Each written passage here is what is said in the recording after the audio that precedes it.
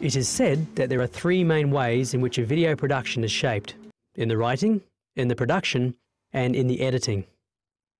Post-production or editing is where the finished program is put together. There are two main stages to the editing process: the offline or rough cut edit, and the online or final cut edit. Once filming is completed, an editor will carry out an offline edit. This involves cutting the footage and audio together in the right order. The producer or director can instruct the editor to use particular shots or to cut the video in a certain way. An offline edit usually contains more footage than is needed to give the online editor a good selection of material to choose from. The online edit is where the final selection and cutting of footage is made, and the rest of the program's detail is added.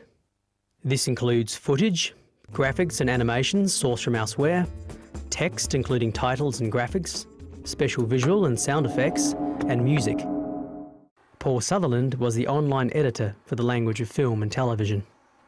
What I do is I take the offline edit off the producer and transfer it to an online edit, which basically involves me polishing up the program, putting in graphics, titles, animation, whatever's needed.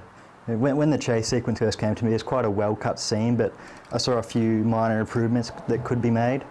Primarily, the main thing I was concerned with was maintaining the mood, this sort of like claustrophobic sort of feeling that surrounded the chase.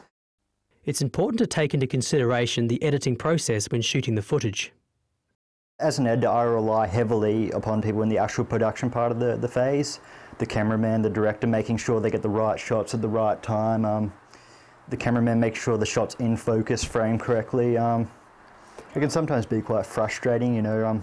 You'll be working on a scene, then you'll think it'd be perfect if we had a close-up there, so you spend like half an hour sorting through the footage and there's no close-up. Once the editor has finished the final cut, a sound mix can be made. This is where, in post-production, a sound technician adjusts levels of all sound so they are correctly balanced. Sound is a vital component which can be easily overlooked in the making of a video. Poor audio can provide problems during the sound mixing stage. The sound mix is a very important process of the production. In the final sound mix to this, I would meet with the director and we would discuss exactly what parts of the audio he wants to be emphasised and what parts of the audio he wants to be in the background.